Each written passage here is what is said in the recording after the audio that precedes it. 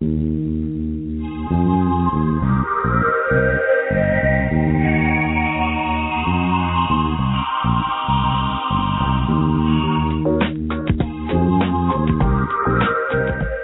to Just Energy Radio with your host, naturopath and medical intuitive, Dr. Rita Louise.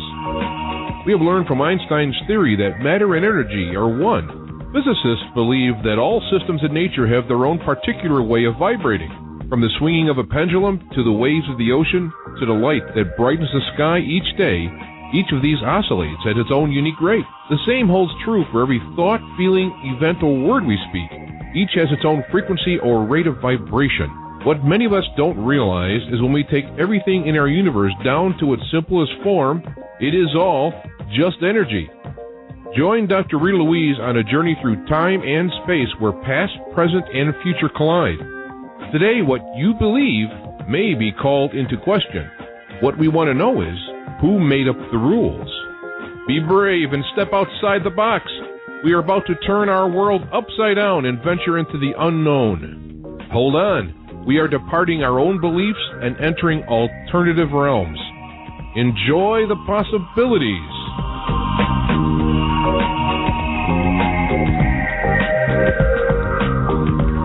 Hello and welcome to Just Energy Radio. I'm your host, Dr. Rita Louise, and thank you all for tuning into the show today.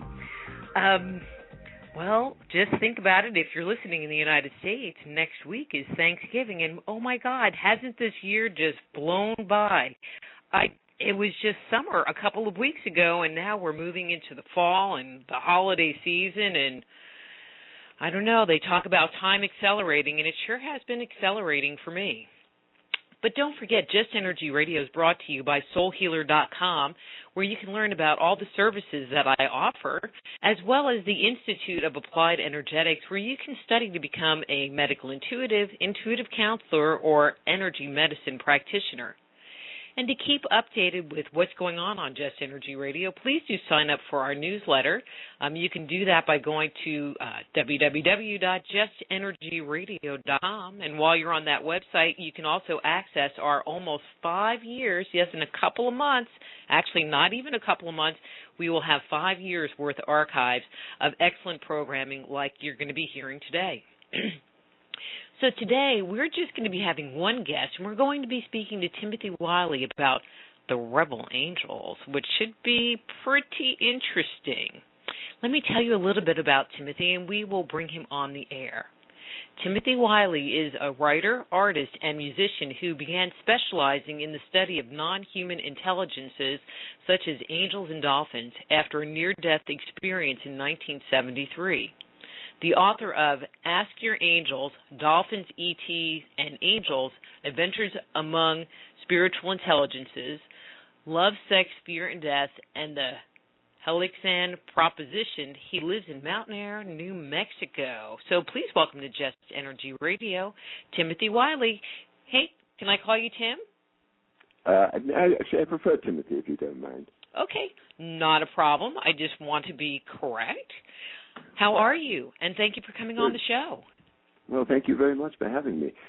Yes, very well, thank you. I'm in New Mexico, and it's wonderfully sunny, but it's a little chilly as well. I think we are getting winter a little earlier than we thought. Yes, very much so. I have to tell you, Timothy, I will admit I haven't read your book. Haven't read the book, Your Angels, or Ask Your Angels, Dolphins, ET, and Angels, but I was very aware of it for years and years and years and years and years, and when I saw this book come out, I was like, hey, I want to get this guy on the show. So I'm so glad to have you. Well, good. This book, The Return of the Rebel Angels, is actually the third book of a trilogy that I started in 1981, which was basically a study of non-human intelligences and the impact they're having on the world at the moment. You know, whether it's dolphins' intelligence, or whether it's the angels coming nearer and nearer to us, or whether it's the extraterrestrials. We're getting a great deal of help on the subtle levels. How did you first become interested in the whole concept of non-human intelligence in the first place? Well, I've always had an interest, as you can tell from my accent, I'm English, and, in the 1950s, I was, young, but all of us were quite convinced that we were going to get blown up at any minute. And I think probably maybe that impelled me to get interested.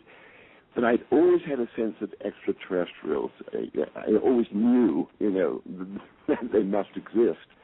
And although I didn't know anything about the Roswell incident, until much later, I'd always had the sense that the extraterrestrials were around. And I had an experience in 1963 in London when I was walking down a street and I bumped into a young man, and when we were kind of trying to dodge backwards and forwards to get past each other, he looked at me and he looked straight in my eyes and he said, "We can pick those rockets out of the sky just like that." And he clicked his fingers in my face and he walked off. And at that point, I just had the absolute inner knowing that I'd met my first extraterrestrial. And from that point on, I kind of felt much better about the situation, because I kind of felt that, okay, even if we do go crazy, and it did look pretty crazy back in the 60s and 70s, the extraterrestrials would intervene, to prevent the worst things happening. And I felt that pretty well going on all the way through. And then over the last few years, it's been coming out that, the extraterrestrial ships have been over the missile silos and turning them off and stuff like that. I had no idea that was going on, but of course it's all very much part of we can pick the rockets out of the sky just like that.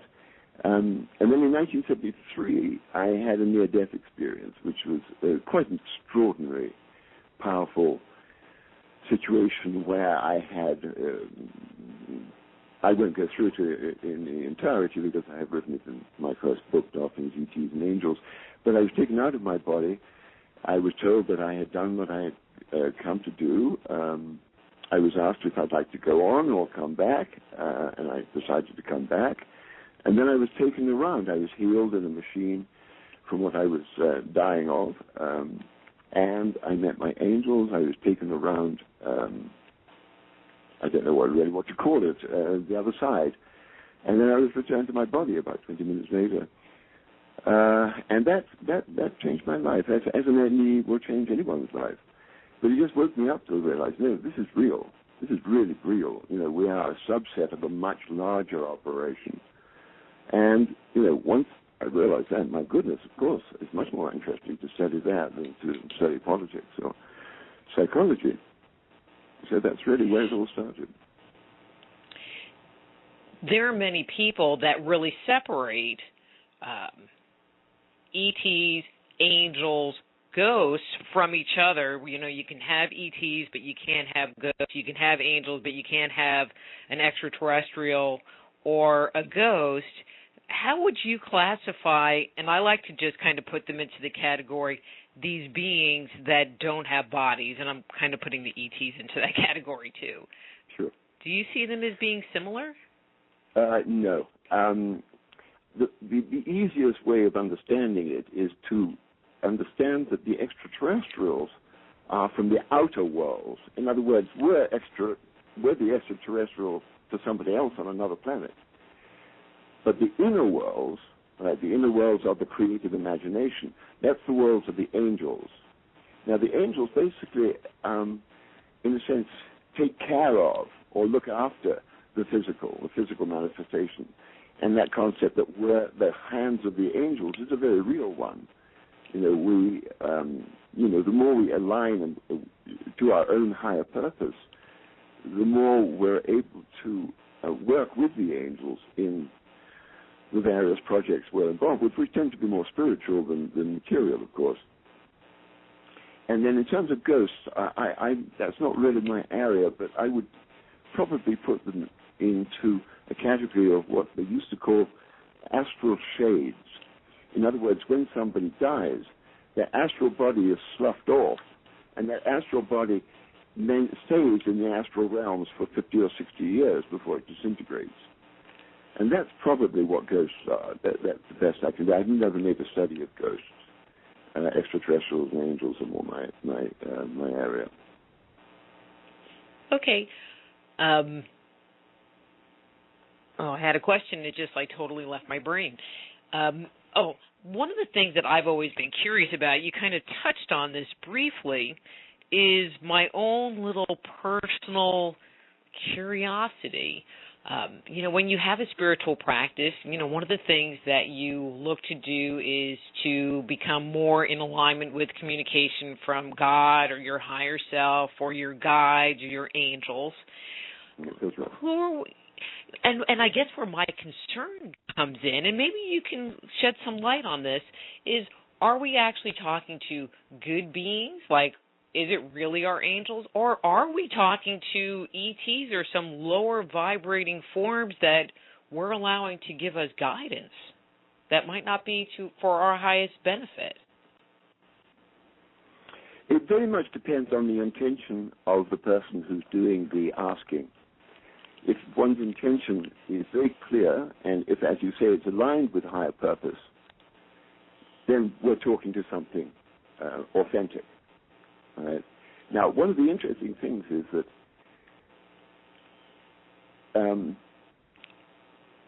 how shall I put this?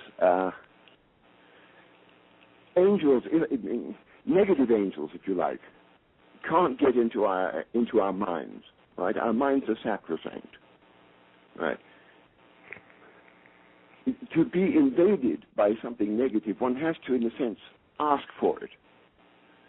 So my sense is that no, as long as one is authentically aligned with one's own higher purpose, I don't think there is any issues about picking out stuff from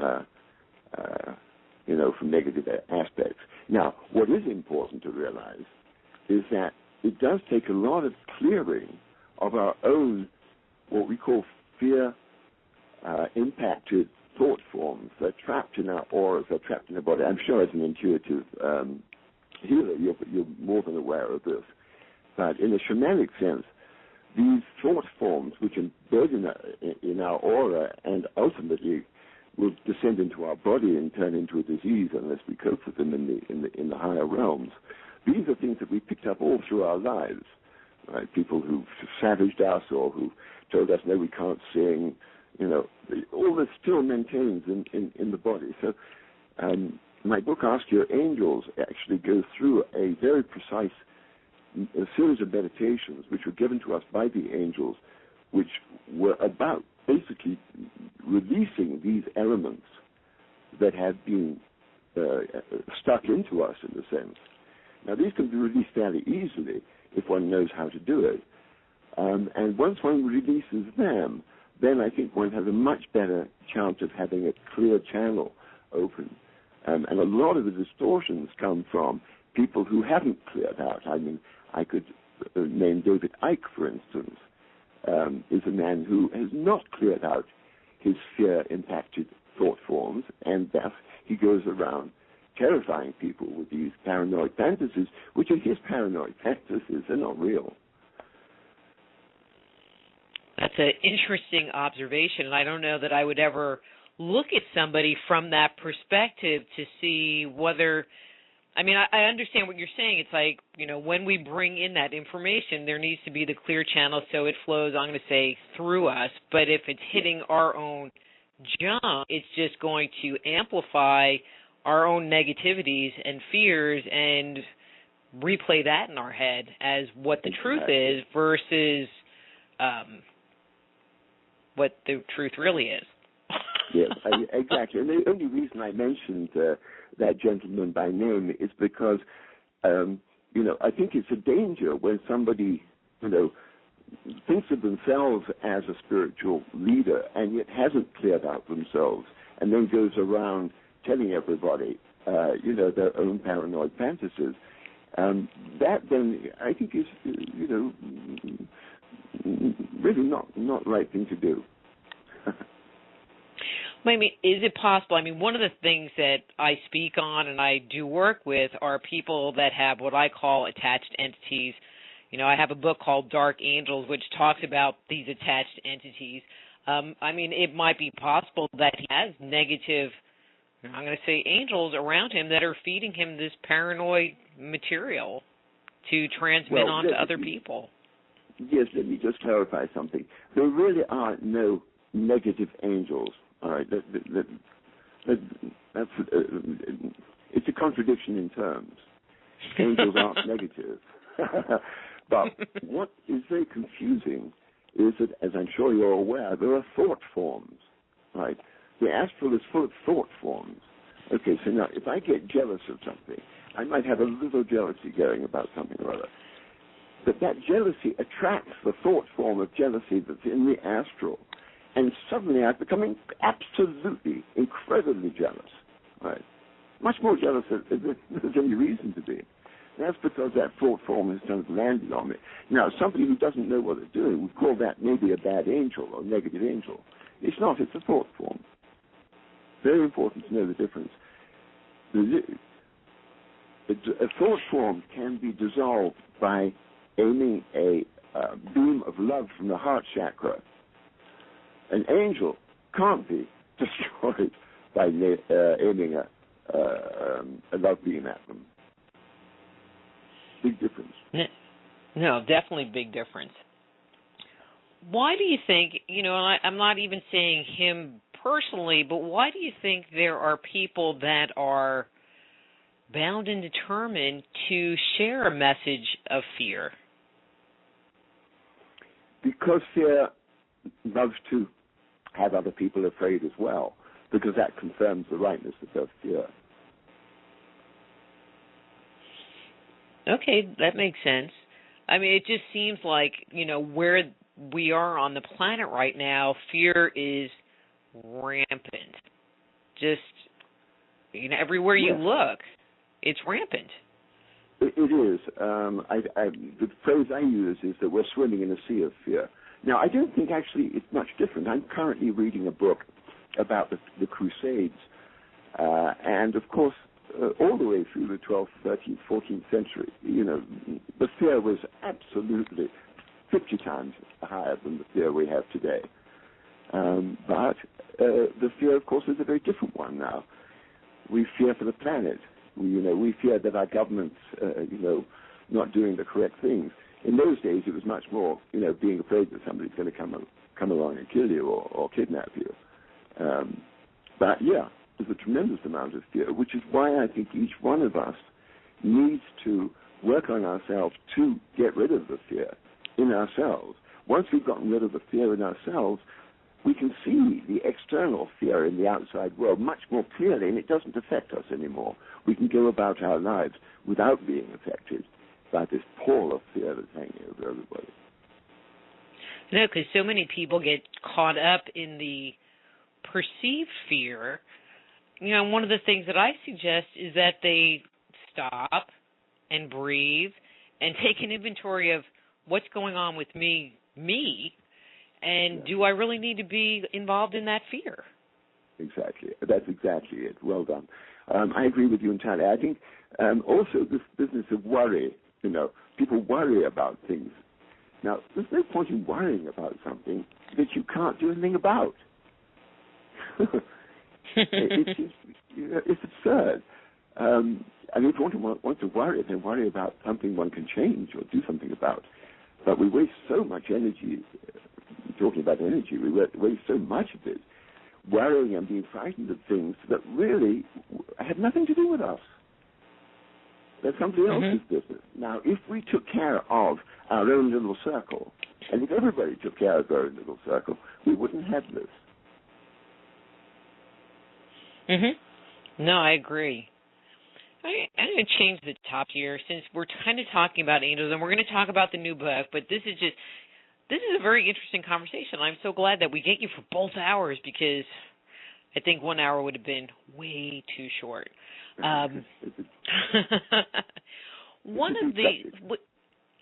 In speaking about angels, there are individuals that propose that if you're in a bad place, if you're hurting, if you've just, got dumped from a relationship or let go from your job, and you're just in this bad place, that you should, and I'm saying these words very specifically, open yourself up and call your angels to you so that they can help you. What do you think about that idea in the general way? I think that it's probably a little irresponsible, to tell you the truth. It's like, it's like turning to a doctor to try and heal, to get healed, where, one could actually heal oneself if one knew how to do it. So my suspicion, let's take the situation of, somebody betraying you in a relationship. Now, okay, one person could say, okay, let me pull the angels in and let them help me feel better about it. But a more intelligent way would be to say, well, wait a moment, what did I do? What is my involvement in this? Why was I betrayed? Why did I need to be betrayed? What did I learn? What am I learning from this? Now, if one really analyzes that, then one can call the angels in. Because probably what one would find in oneself is something that either called in the betrayal or that as a betrayer myself, I needed to be betrayed in order to understand what I had done. All this goes on before we ever get to the angels. Now, it's possible, for instance, that I have a thought form stuck in my aura from an earlier betrayal. All right. Now, having gone through the processes of understanding that my part in this betrayal, I could then say, okay, let me take this betrayal thought form I have, I'll put it into my heart, I can dialogue with it, I'm sure you do the same thing, find out how it served me, find out if it's ready to be released, and then I can ask my angels, please help me release this thought form back to the plane or back into the earth. That's where the angels are really, really helpful in actually releasing these fear-trapped thought forms. But I wouldn't turn to the angels straight away. That sounds to me more like, kind of like a wimpy way of going about it. It's a scary way to me to approach it, because I feel like you could open yourself up and invite who knows what into yourself, to your psyche. And I like your approach a lot better. Could we go to our angels if we have this list of questions and information that we're searching for within ourselves, and ask them for some guidance, to help us to uncover what it is that created the situation in the first place? Would that be an appropriate use of interacting with our angels? Yes, absolutely. In the Ask Your Angels book, we have this grace process. That's grounding, releasing, grace, aligning, conversing, and enjoying. Right now, the important thing about grounding is that if we ground ourselves, if we're actually part of nature, part of the earth, and we're taught to do this by sending down roots from our base chakra down into the earth. Because when the angels come in, it's actually quite the aura is quite a bit of shock. So it's necessary to be grounded. Now, in terms of the point that you just brought up, can we ask the angels to help us locate these? What I find helpful is working with the angels and asking them, for instance, to show me where that thought form is located. Now, so it's located in my stomach. Then I can ask the angels, please help me pull that thought form up to my heart. Now, the idea of really working with thought forms is to make them as real as possible. So we give them a color, we find out what that color is, we find out what their name is, we find out what their function is. And generally speaking, these thought forms believe that they're actually protecting us. So once one moves into a slightly higher level of consciousness, where one doesn't need that form of protection, one can say thank you to the thought form. Thank you, you've helped me. Okay, now off you go. And it really does work. It actually allows the aura and the subtle energy bodies to function in coordination with one another. Because one of the most important things is to align these different intelligence systems, right? So we have a physical intelligence system, we have an emotional intelligence system, a mental intelligence system, and a spiritual intelligence system. Now, you can see where the problems lie, for instance, in a Christopher Hitchens. You know, very clever man. He says, oh, no, I saw through this old God business when I was 11. All right, now, an 11-year-old boy, what kind of emotional and spiritual intelligence does he have? Not much, right? So these people who make their kind of decisions when they're only mentally active, they're not really spiritually or emotionally that active, and then for the rest of their lives, maintain that decision was the correct decision, seems to be absurd. One has to approach a spiritual situation with a spiritual intelligence, and a mental situation with a mental intelligence. But the art is to align all the intelligences. So, they're all basically working together, as opposed to the emotional intelligence being retarded, which is a lot of the problems I think that we have in America, is that, we're so emotionally young, if you like, in adolescent culture. We react so aggressively to things. I mean, this is really, emotional immaturity, if you like. Well, we have so many things, and we want to hold on to our things so tightly that it's very difficult for, and I'm going to say Americans. I mean, I have not ever lived abroad to make an assessment of individuals from other countries, but it's very difficult for us to let our things go. Yes. Well, I think the problem we've gotten ourselves into is we put our security in material things. And obviously, as any spiritual person knows, the only security really is one's relationship with God. And if one is basically trapped in the idea that, material security is the bottom line, then that material security is going to be removed, which is exactly what is happening, in America right now. Material security.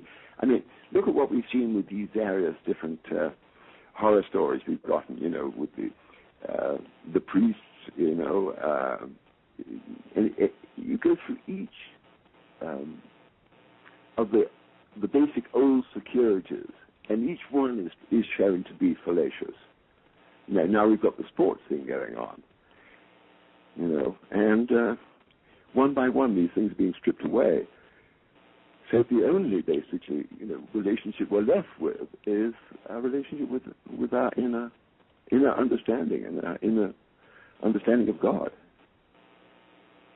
And I think if we all came from that place, as opposed to a much more inflated ego base, the world would be a much better place. Wouldn't it just? Yes. Yeah, but, the other thing is, of course, the way I look at the world is I think of it as a kindergarten. It's for souls to really toughen themselves up. It's about really expressing every aspect of ourselves. Now, if we have negative aspects in us, those need to be expressed as well, in order that we can see what we're doing. Now, a lot of this is to do with what happens after we die. Right? When we have our after-death review, that's a chance to be able to see ourselves in action, to see the good and the bad, in a way that we perhaps aren't able to see in our life.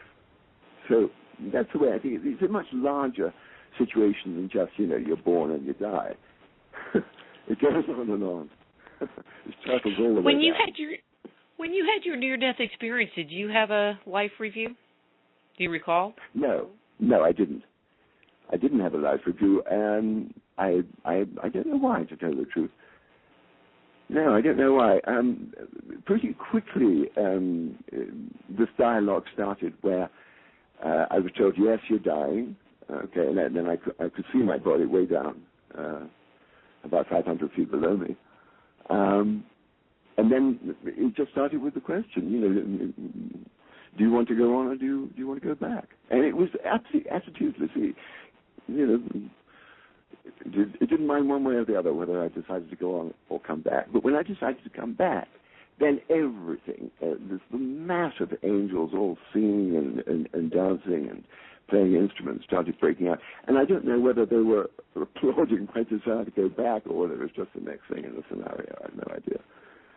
But no, I didn't have a life review interest. I was catching this. There's a wonderful program on one of the cable channels late Sunday night called Beyond and Back. And they have 3 near-death experience people. And they don't fool around, with these ridiculous Harvard people who say it's all happening in the mind, or it's brain death or something like that. They have these people, who have these near-death experiences, and they come back, and they're absolutely radiant, of course.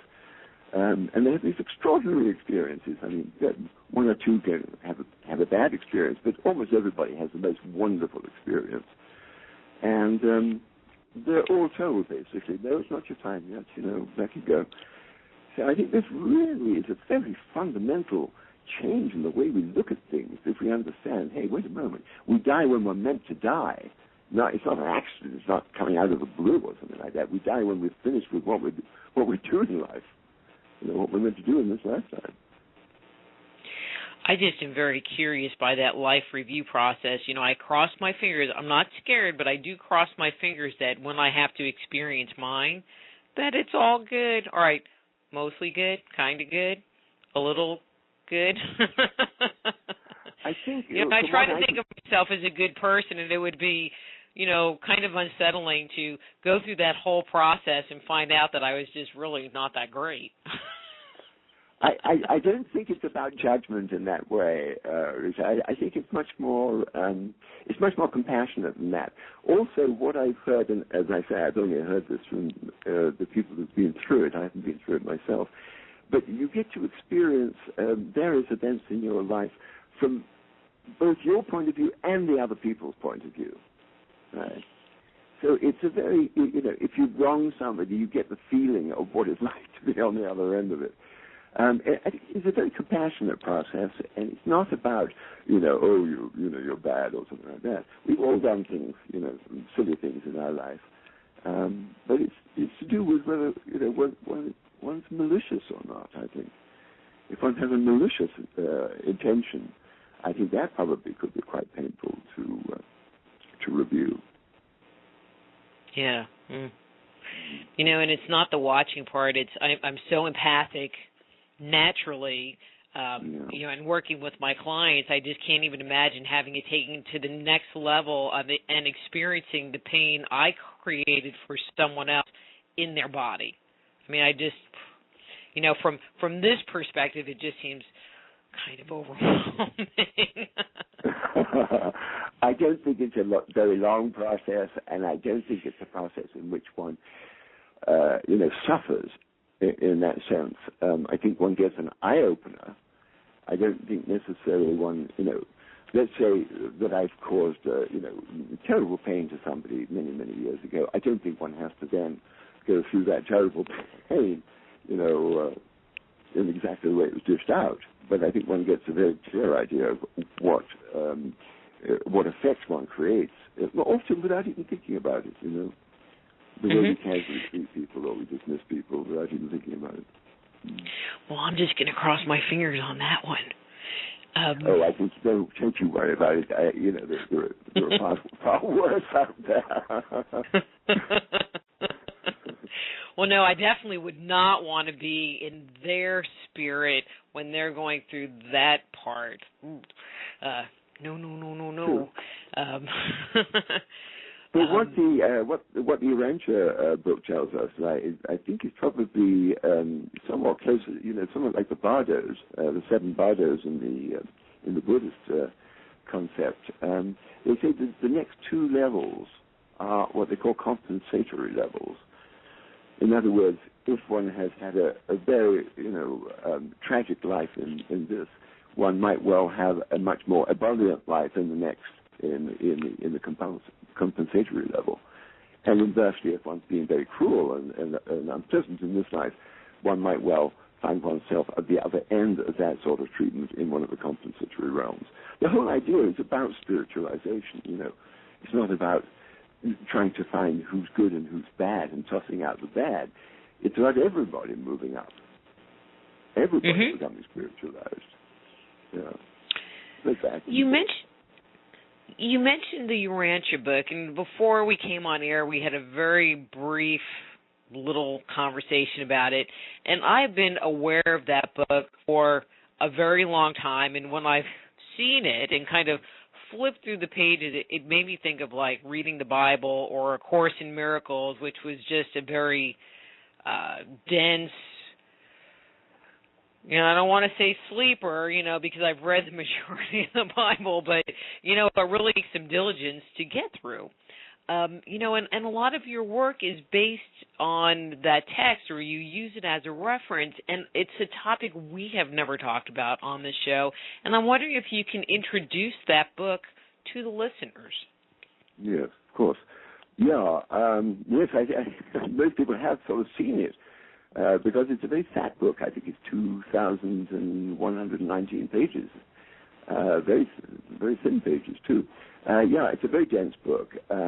It started in about 1905, and it's really rather a remarkable story. The thing to grasp about the book is that it is actually communication from the celestials. Right? Now, once one actually grasps that, and you have to prove that to yourself, by essentially reading it and testing it. But once one grasps that it is written by another intelligence, then, of course, it becomes utterly fascinating. It doesn't matter how dense it is. It's just wonderfully interesting.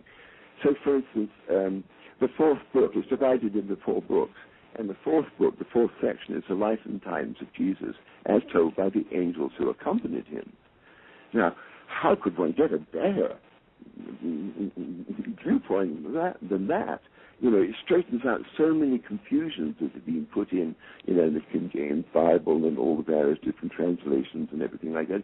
It makes it all very clear. No, Jesus' mother was not a virgin. No, don't do that, And the miracles that Jesus did, he wasn't actually meant to do the miracles, but the angels who accompanied him were so excited and wanted to help him that they made,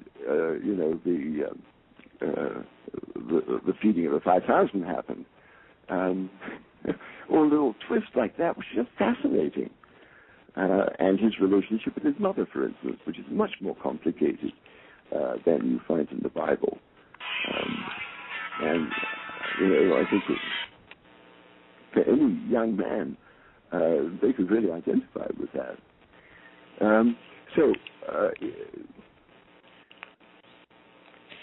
So who wrote the book? Where did it come from? Right. Okay. Back in the early part of the last century, there was a real thing about phony psychics. Right. It was a kind of the tail end of that sort of spiritual period that America went through at the end of the 19th century. And one of the major psychologists of that era was a guy called William Sadler. And he was very much into busting phony psychics. And he was staying in Chicago, and the landlord, lady of his guest house, was complaining about her husband, who talked in his sleep all the time, and could Sadler try and somehow stop it. So Sadler came up, started listening, and it was the angels talking through the sleeping man, a bit like Edgar Casey. And obviously he was kind of completely freaked out, but he tested and tested and tested it. And after a while, it became obvious that what was happening was that the angels had gotten together and said, listen, there's so much chaos on this planet, spiritual chaos, so many, Blavatsky going one way, Steiner going another, all these areas, different Mary Bailey going another way. What the planet needs is really accurate information. So they got permission from the universal authorities to do this, and they basically spent the next 30 years downloading this extraordinary document. Now, in accompanied with this, Sadler got about 70 of the Chicago, good, solid Chicago citizens together each week, and they would read the paper that came through, and the guy, the scientific people would comment on it and ask questions, and then the next week, the paper would come through, and it would be modified accordingly. I mean, the whole situation was very, very strange. Nobody knows who the person was. It's all being kept a secret because they didn't want to turn it into a personality cult. And I think by 1955, the book had been actually printed, and it's now, I think, going into various different translations and things like that. But I've done a lot of research over the course of my life in various different cosmologies, and the WASP and various things like that. And this one is the one that I feel in my heart really gets to the point. And it really explains why the planet is in such a shape it is. It's because we've been involved in this Lucifer rebellion, which happened a couple of 100,000 years ago, and affected this planet and another 36 planets. And we've been really in this limbo, if you like, for the last 200,000 years. And that's just changing now. It's just moving through, or just about moving through into a new pattern, a new world, normalcy. Okay, Lucifer rebellion. I mean, I thought Lucifer was, the devil, and he lives in hell, and he's kind of a figment of our imagination guy. For us spiritual people who don't do hell and believe in reincarnation, as they say. Well, yes. First, you just get rid of the hell idea. That's much more to do with priestcraft, I don't think we need any more of a hell than we have here. But no, in very down-to-earth practical terms, Lucifer was a high angel who was in charge of this system of planets. We're part of a system of 1,000 inhabited planets, all right? And he was basically one of the two angels in charge, right? But because the universe is an enormous thing, he basically got it into his head that a whole series of things. He wanted far greater freedom than the kind of theocratic, universal laws. And so basically what happened was that when he went into rebellion, he tried to convert all the planets in his system. He only managed to convert 37 of the planets. And rather than trying to sort of fight and stop the rebellion, what the universal authorities did is they said, okay, if this is what you want to do, let's see what you make of it. And so they basically said, okay, these 37 planets, they gave over to Lucifer and his cohorts to work it all out, and this is the result. There are some wonderful things about it. We're very strong. We're much stronger than normal human beings are on normal planets because we've got to put up with all this mess. On the other hand, we're very, very retarded spiritually from the rest of the universe, and our other colleagues on other planets, on other third-density planets, we're way behind. But we're being accelerated. Part of what's happening now, and I think you spoke earlier about time, this time compression, everything is accelerating now. We're being pushed into really seeing, the bad and the good in us, if you like. The good is fine. The good takes care of itself. It's the negative stuff that we have to deal with. Yeah. All right. I don't want to say I'm confused, but it sounds like what you're saying is that we're being run by Lucifer, and I don't mean like Lucifer in the devil sense, but, these angels that are not playing the right game. I mean, we're still being controlled by that energy or by that spiritual being, even at this time? No, we're not. No, it changed very radically in the early 80s. In the early 80s, it changed. Basically, at this point, everybody's on the same side.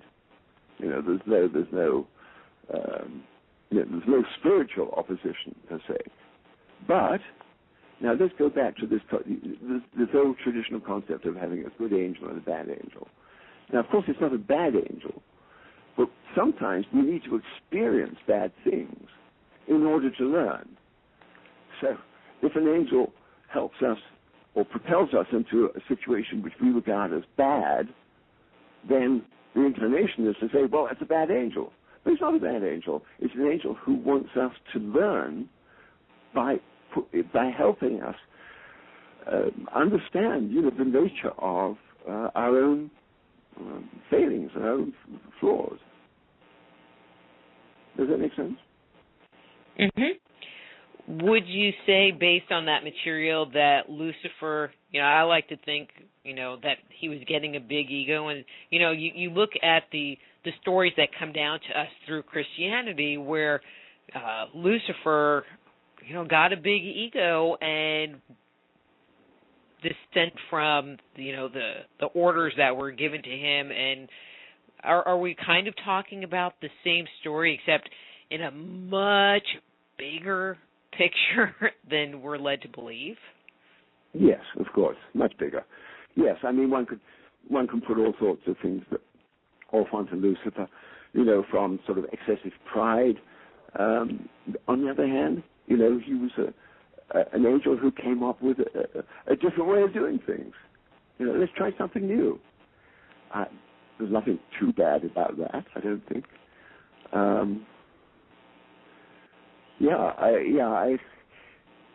We've done ourselves a terrible disservice by demonizing so much of what we've seen as the opposition. I mean, you see it in the politics today.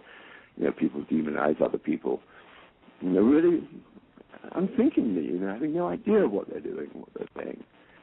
Now, obviously, I mean, let's say if 200,000 years ago, Lucifer, had a fit of pride. All right, well, we all go through that, but 200,000 years is a long time. People change, angels change, things change. Life changes.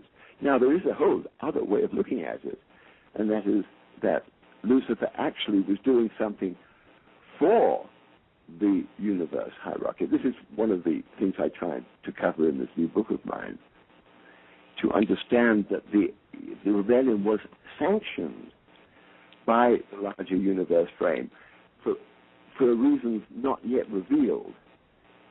Now, it's a very, very deep and complex thing, but I could try and explain it to you if you want.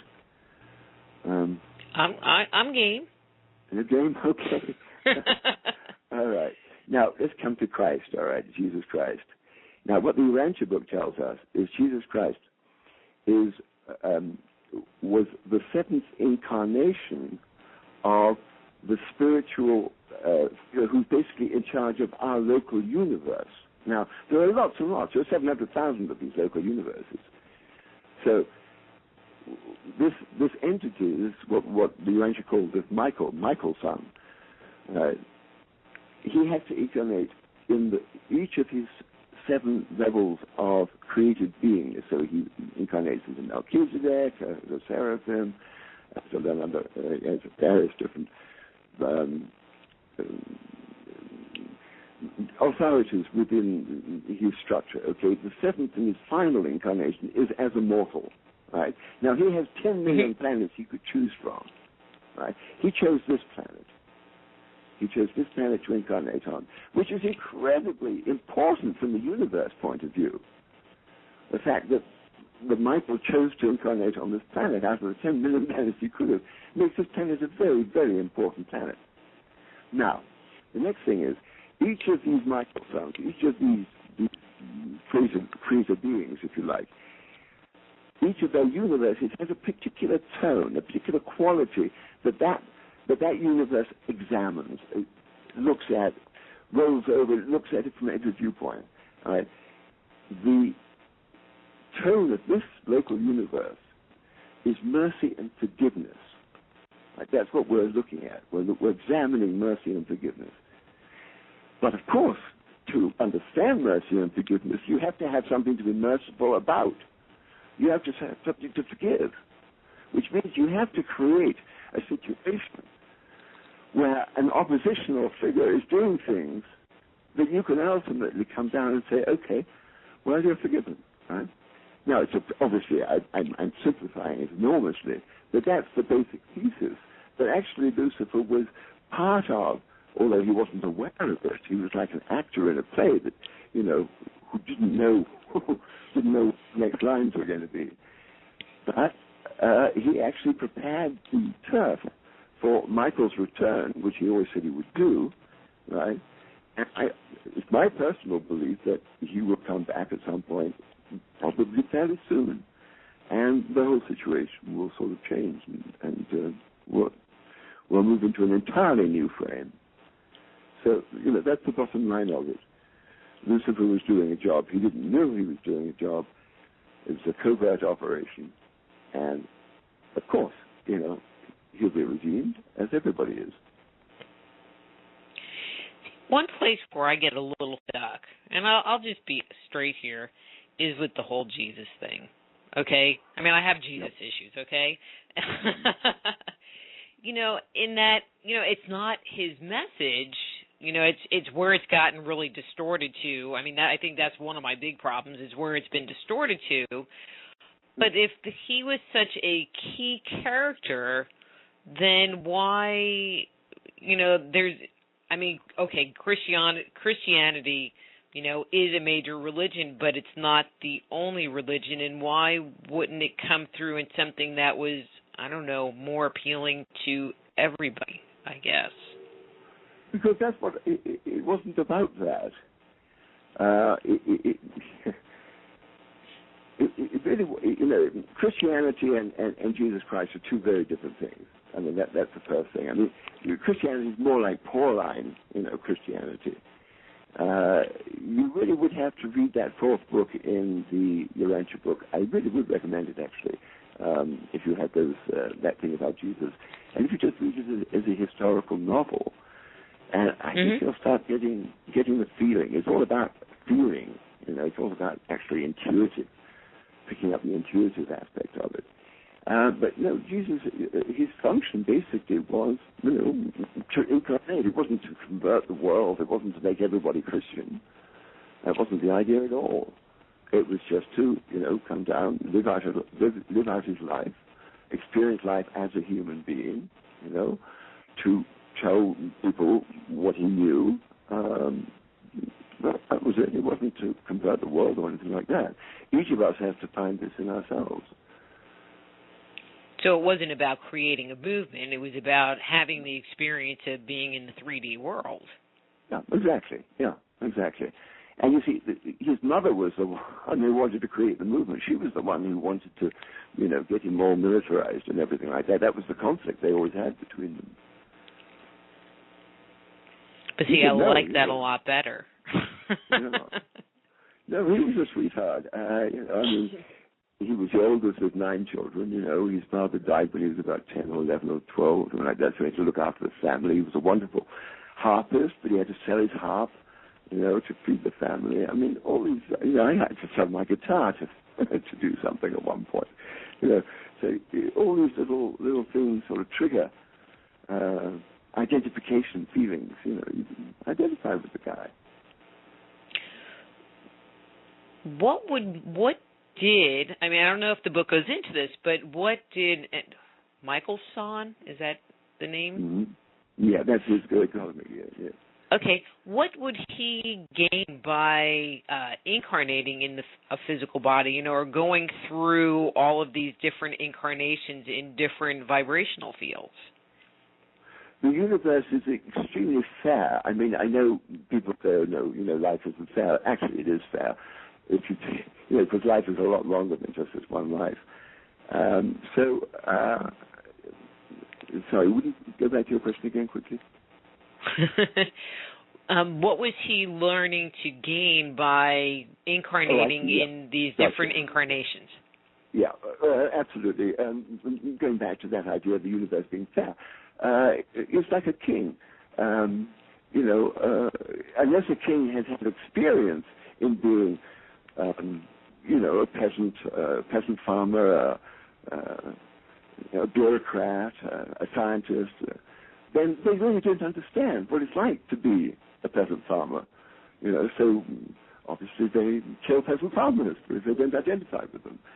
But the universe is so fair that it does have this incredible creator being who created our bodies, not obviously ourselves, but created our bodies, moving down through his created environment, identifying with these various different levels. So, one of the great things that a human being has basically is the understanding that the creator son of this universe has had the experience of what we have, and probably a lot worse, actually. A lot more difficult. I guess it would give that being the opportunity to experience compassion for the people that it is ruling or watching over, since it's had a similar experience then. Exactly. And not only a similar experience, but it's a much more horrible experience in many ways. Yes, of course. That's exactly it. Yeah, good point. Good point. Yeah. It's like I kind of want to go off on another topic. You know what? I think we're going to go take a quick break now, because we're going to take a break in a couple of minutes, but I wanted to get into some other stuff, and I think it would be confusing starting a new topic and then running off to a break. So why don't we take a quick break now, and when we come back... All right, stop. All right, there we go. And when we come back, let's talk a little bit more about, this whole universe that we are part of that obviously no one has any idea exists. Sound good? Some of us do. Okay. We'll be back with Timothy Wyllie, the author of The Return of the Rebel Angels, after these words from our sponsors.